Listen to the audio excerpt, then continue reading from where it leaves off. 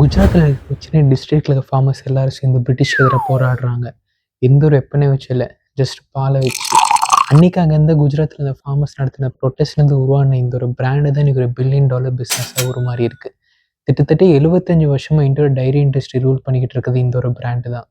எந்த ஒரு இன்வெஸ்டர்ஸும் இல்லாமல், எந்த ஒரு செலிபிரிட்டி அம்பாசிடர்ஸும் இல்லாமல், இன்றைக்கும் இது எல்லாரோட மைண்ட்லேயுமே இந்த பிராண்ட் நேம் பதிஞ்சிருக்கும்.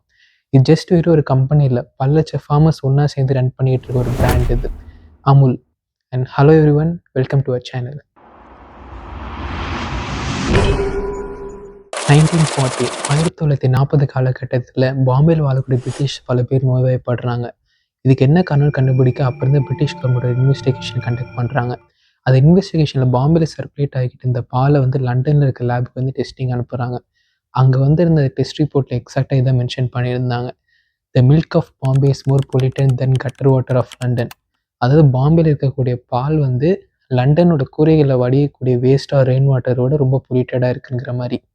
இதுக்கு அப்போ இருந்த பிரிட்டிஷ் கவர்மெண்ட் ஒரு சொல்யூஷன் கொண்டு வரணும்னு சொல்லிட்டு தேடி இருக்கும் போது தான் இந்த குஜராத்தில் இருக்க இந்த கைரா டிஸ்ட்ரிக்ட் நல்ல சொல்யூஷன் அவங்களுக்கு தெரிஞ்சு.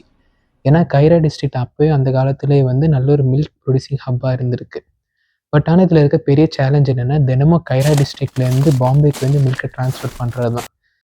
ஸோ இதுக்கப்புறம் கைரால் ப்ரொடியூஸ் ஆகிற மில்க் கலெக்ட் பண்ணி ப்ராசஸ் பண்ணி தினமும் பாம்பேக்கு ட்ரான்ஸ்ஃபர் பண்ணுறதுக்கு அப்போ இருந்த பாம்பே கவர்மெண்ட் பால்சன்கிற ஒரு ப்ரைவேட் கம்பெனிகிட்ட போய் கேட்குறாங்க.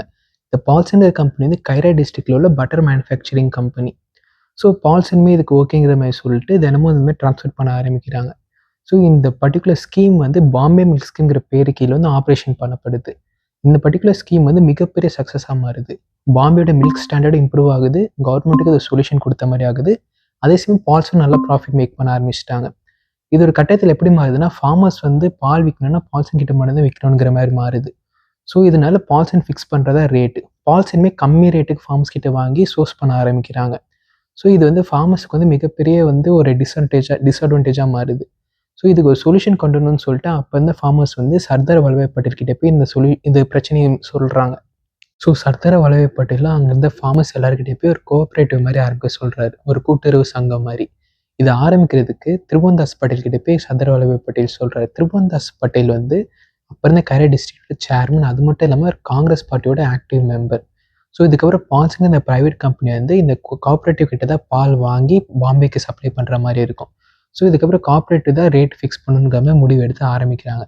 பட் இந்த இடத்துலையுமே பால்சன் ஒரு லூப் கண்டுபிடிச்சி பால் ஸ்டில் கம்மி ரேட்டுக்கே வாங்க ஆரம்பிக்கிறாங்க. அதாவது பால் குவாலிட்டியாக இல்லை, பால் பூச்சி இருக்குது, அந்த மாதிரி. இது அகைன் சர்தார் வல்லபாய் பட்டேலுக்கு போகுது இந்த மாதிரி பிரச்சனை. ஸோ இதுக்கப்புறம் சர்தார் வல்லபாய் பட்டேல் சொல்யூஷன் ஒன்று தான், ஃபார்மர்ஸ் அவங்க கலெக்ட் பண்ணுற மில்கை டேரெக்டாக அவங்களே கன்சியூமர்ஸ்க்கு போய் விற்கணும்னு சொல்லிட்டு, அது கைரா டிஸ்ட்ரிக்ட் அவங்க பாலில் அவங்களே டேரெக்டாக போய் பாம்பேயில் விற்கணும்னு சொல்லிட்டு, எந்த ஒரு மிடில் மேனும் இல்லாமல். ஸோ இது இம்ப்ளிமெண்ட் பண்ணுறதுக்கு திரிபுவன்தாஸ் பட்டேல் ஒரு முடிவு எடுக்கிறாரு. அதாவது ஒரு வில்லேஜுக்குமே ஒரு கோஆப்ரேட்டிவ் செட் பண்ணி, அந்த ஒரு வில்லேஜில் இருக்க கோஆப்ரேட்டிவ் ஒரு டிஸ்ட்ரிக்ட் லெவலுக்கு யூனியன் கீழே வர மாதிரி, அது யூனியன் தான் பாலோட ரேட்டை ஃபிக்ஸ் பண்ணி டேரெக்டாக கன்சியூமர்ஸ்க்கு போய் விற்கணுங்கிற மாதிரி முடிவு எடுக்கு. அப்போ பாம்பே பிரிட்டிஷ் கவர்மெண்ட் இந்த பர்டிகுலர் ஐடியாவுக்கு அகெயின்ஸ்டாக இருந்தாங்க. ஸோ இதனால் அங்கே இருந்த ஃபார்மர்ஸ் எல்லாருமே இதுக்கப்புறம் பால்சனுக்கு பால் விற்க மாட்டோம்னு சொல்லி ஸ்ட்ரைக் பண்ணுறாங்க. இதனால பாம்பேயோட மில்க் சப்ளை பயங்கரமாக பாதிக்குது. இதுக்கப்புறம் பாம்பே கவர்மெண்ட்டுமே கன்வின்ஸ் ஆகிடுறாங்க, இதுக்கப்புறம் மில்க் ஃபார்மர்ஸ் கிட்டேருந்தே வாங்கிக்கிறோன்னு சொல்லிட்டு. So first district level union உருவாக்குறாங்க சர்தார் திரிபுவன்தாஸ் பட்டேல் KDCMPUL யூனியன், அதை Kaira district cooperative milk producers union லிமிடெட்னு சொல்லிட்டு. இந்த பர்டிகுலர் ஆர்கனைசேஷன் தான் இப்போ இருக்க அமுல்ங்கிற கம்பெனிக்கு பேரண்ட் ஆர்கனைசேஷன். KDCMPங்கிற யூனியன் குஜராத்தில் உள்ள ஆனந்த் டிஸ்ட்ரிக்டில் லொக்கேட் ஆகிருக்கு. இதே ஆனந்த் டிஸ்ட்ரிக்டில் 1950 ஒரு கவர்மெண்ட் ஆஃபீஸர் ஒரு வேலை ரிசைன் பண்ணுறாரு. திரிபுவன்தாஸ் பட்டேலோட சேர்ந்து KDCMPங்கிற யூனியனுக்கு ஒரு மிகப்பெரிய மில்க் ப்ராசஸிங் பிளான்ட் கன்ஸ்ட்ரக்ட் பண்ண ஹெல்ப் பண்ணுறாரு. அண்ட் இவரோட லீடர்ஷிப் கீழே தான் அமுல்ங்கிற பிராண்ட் உருவாகுது. இவரோட லீடர்ஷிப் கீழே தான் இந்தியா வேர்ல்டு நம்பர் 1 மில்க் ப்ரொடியூசர்ஸாக மாறுறாங்க, ஸ்டில் இன்னமும் இருக்காங்க. இவரோட பேர் தான் டாக்டர் வர்கீஸ் குரியன். இவர் கேரளா சேர்ந்த ஒருத்தர். 1940 யூனிவர்சிட்டி ஆஃப் மெட்ராஸில் ஒரு UG டிகிரி கம்ப்ளீட் பண்ணிட்டு யூஎஸ்ல உள்ள யூனிவர்சிட்டி ஆஃப் மிஷிகன்கிற யூனிவர்சிட்டியில் 1947 ஒரு PG டிகிரி கம்ப்ளீட் பண்ணுறாரு. அண்ட் இவரோட அங்கிள் ஜான் மத்தை தான் இண்டிபெண்டன்ட் இந்தியாவோட ஃபர்ஸ்ட் ரயில்வே மினிஸ்டரும் கூட. அது மட்டும் இல்லாமல் இந்த KDCMP யூனியனுக்கு ஃபர்ஸ்ட் ஜெனரல் மேனேஜராகவும் மாறுறாரு. பை 1950 KDCMP யூனியன் கிட்டத்தட்ட 20,000 லிட்டர்ஸ் ஆஃப் மில்க் ப்ரொடியூஸ் பண்ண ஆரம்பிக்கிறாங்க. இவ்வளோ அமௌண்ட் ஆஃப் மில்க் விற்கிறதுக்கு அந்த டைம் அவங்களுக்கு அவ்வளோ பெரிய மார்க்கெட்டுமே இல்லை. அது மட்டும் இல்லாமல் வின்டர் மாதத்தில் வந்து பஃபலோஸ் வந்து அதிகமாக மில்க் ப்ரொடியூஸ் பண்ணும் சம்மர் மந்த் கம்பேர் பண்ணுறதோட. ஸோ இது மாதிரி வின்டர் மந்த் ப்ரொடியூஸ் ஆகிற அதிக பஃபலோ மில்க் வந்து அவங்க வந்து மில்க் பவுடரை கன்வெர்ட் பண்ணி ஸ்டோர் பண்ணி வைக்கலாம்னு முடிவு எடுக்கிறாங்க. நேச்சுரலாகவே பஃபலோ மில்க்கு வந்து ஃபேட் கண்டென்ட் அதிகமாக இருக்கும். ஸோ அதனால் அப்போ இருந்த டெக்னாலஜி வச்சு யாருமே இது வரைக்கும் பஃபலோ மில்க் வந்து மில்க் பவுடரை கன்வெர்ட் பண்ணதில்லை. ஆனால் ஹரிச்சந்த் தயாள் இவர் வந்து வேர்ல்ட்லேயே ஃபர்ஸ்ட் டைம் அவரோட ஸ்ப்ரே ட்ரை டெக்னாலஜி யூஸ் பண்ணி பஃபலோ மில்க் வந்து மில்க் பவுடரை கன்வெர்ட் பண்ணுறாரு. ஹரிச்சந்த் தயாள் வந்து உத்தரப்பிரதேசை சேர்ந்த ஒருத்தர். இவரோட ஃபேமிலி வந்து பாகிஸ்தானோட கராச்சிலேருந்து 300 கவுஸ் வச்சு டெய்ரி பிஸ்னஸ் ரன் பண்ணிக்கிட்டு இருந்து வந்தாங்க. போஸ்ட் இண்டிபெண்டன்ஸுக்கு அப்புறம் இந்தியா பாகிஸ்தான் பிரிஞ்சதுக்கப்புறம் இந்தியாவில் வந்து செட்டில் ஆகிட்டாங்க. இவரும் வர்கீஸ் குரியனை தான் ஒன்றா யூனிவர்சிட்டி ஆஃப் மிஷிகனில் படிச்சிருந்தாரு. அண்ட் இவரோட டெக்னிக்கல் நாலேஜ் வச்சு தான் இந்த கேடி சிம்பிள் யூனியன் வந்து இந்தியாவிலேயே ஃபஸ்ட்டு மில்க் பவுடர் பிளான்ட்டும் அதுக்கப்புறம் பட்டர் மேனுஃபேக்சரிங் பிளான்ட்டும் உருவாக்குறாங்க. 1957 இந்த பர்டிகுலர் யூனியன் ப்ரொடியூஸ் பண்ணுற மில்க் குவான்டிட்டியை பார்த்து டாக்டர் வர்கீஸ் குரியன் வந்து இன்னுமே இதுக்கு ஒரு பெரிய மார்க்கெட் தேவைன்னு சொல்லி புரிஞ்சுக்கிறாரு. பட் ஆனால் இவ்வளோ பெரிய மார்க்கெட்டை கேப்சர் பண்ணோன்னா பிராண்டிங் வந்து ரொம்ப முக்கியமான ஒன்று. ஸோ அந்த டைமில் தான் இந்த யூனியனில் ஒர்க் பண்ணியிருந்த கெமிஸ்ட் ஒருத்தர் அமுல்ங்கிற நேம் வந்து சஜஸ்ட் பண்ணுறாரு. அவர் வந்து இந்த அமுல்ங்கிற நேம் வந்து அமுல்யான்கிற சான்ஸ்கிரிட் வேர்ட்லேருந்து டிரைவ் பண்ணியிருந்தார். அமுல்யான்கிற சான்ஸ்கிரிட்ல என்னென்ன ப்ரெஷியஸான ஒன்றுன்னு அர்த்தம். அண்ட் அதே வருஷம் 1957 வந்து கேடி சிம்பிள் யூனியன் வந்து அமுல்ங்கிற பிராண்ட் நேம் வந்து ரெஜிஸ்டர் பண்ணுறாங்க. 1966 அமுல் வந்து அவங்க அட்வர்டைஸ்மெண்ட்டை வேறு லெவலுக்கு எடுத்துகிட்டு போகிறாங்க. அதாவது அட்வர்டைசிங் அண்ட் சேல்ஸ் ப்ரொமோஷனுங்கிற இந்த அட்வர்டைசிங் ஏஜென்சியை கூப்பிட்டு அமுலுக்கு வந்து ப்ரொமோட் பண்ண சொல்கிறாங்க. இந்த பர்டிகுலர் ஏஜென்சியில் ஒர்க் பண்ணிட்டு இருந்த ஆர்ட் டைரக்டர் எஸ்டன்ஷே ஃபெர்னாண்டஸ் இந்த ஐகானிக் அமுல் கேலை உருவாக்குறாரு. அது மட்டும் இல்லாமல் இந்த அட்டலி பட்டலி டெலிஷியஸ்ங்கிற இந்த ஐகானிக் கோட்டுமே அந்த பர்டிகுலர் ஏஜென்சி தான் உருவாக்குறாங்க.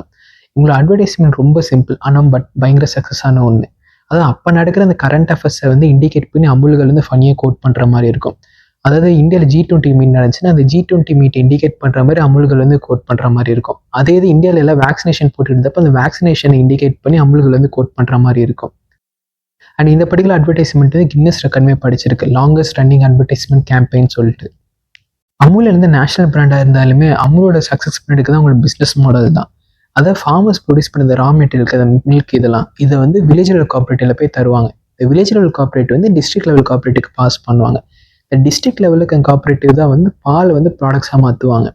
இந்த மாற்றின ப்ராடக்ட்ஸ் வந்து ஸ்டேட் லெவல் கோஆப்ரேட்டிவ்க்கு போகும். இந்த ஸ்டேட் லெவல் கோஆப்ரேட்டிவ் தான் வந்து ஃபுல்லாக சர்க்குலேட் பண்ணி மார்க்கெட் பண்ணி சேல்ஸ் எல்லாம் பார்த்துக்கிறது.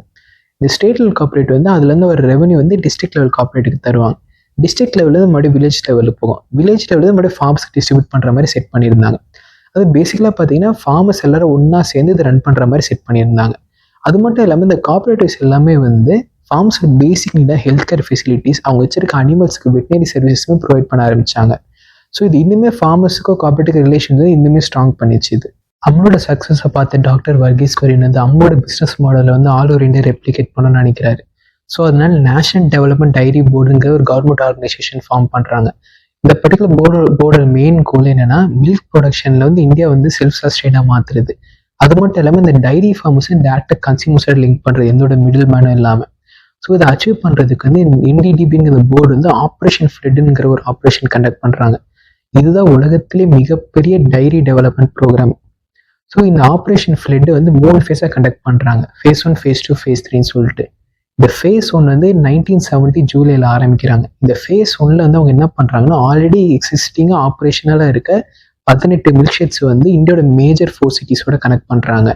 மும்பை, கொல்கட்டா, டெல்லி, சென்னைன்னு சொல்லிட்டு. ஆக்சுவலி இங்கே மில்க் ஷெட்னு சொல்லிட்டு எதை டினோட் பண்ணுறாங்கன்னா இந்த village level cooperative, district level cooperative, state level cooperative இதெல்லாம் சேர்ந்தது ஒரு யூனிட். ஒரு யூனிட், இந்த ஒரு யூனிட்டை தான் அவங்க வந்து ஒரு மில்க் ஷெட்னு சொல்லி டினோட் பண்ணுறாங்க. ஸோ சக்ஸஸ்ஃபுல்லாக அந்த ஃபேஸ் 1 கம்ப்ளீட் பண்ணுறாங்க. ஃபேஸ் 2ல் வந்து 1981லேருந்து 1985 வரைக்கும் லாஸ்ட் ஆகுது. ஃபேஸ் 2ல் வந்து அவங்களோட மெயின் கோல் என்னவா இருந்துச்சுன்னா இந்த 18 மில்க் ஷெட்டோட கவுண்ட் இம்ப்ரூவ் பண்ணுறது தான். ஸோ ஃபேஸ் 2 சக்ஸஸ்ஃபுல்லாக அவங்க 18 மில்க் ஷெட்லேருந்து 136 மில்க் ஷெட் வரைக்கும் இம்ப்ரூவ் பண்ணுறாங்க. ஃபேஸ் 3 வந்து 1996 வரைக்கும் லாஸ்ட் ஆகுது.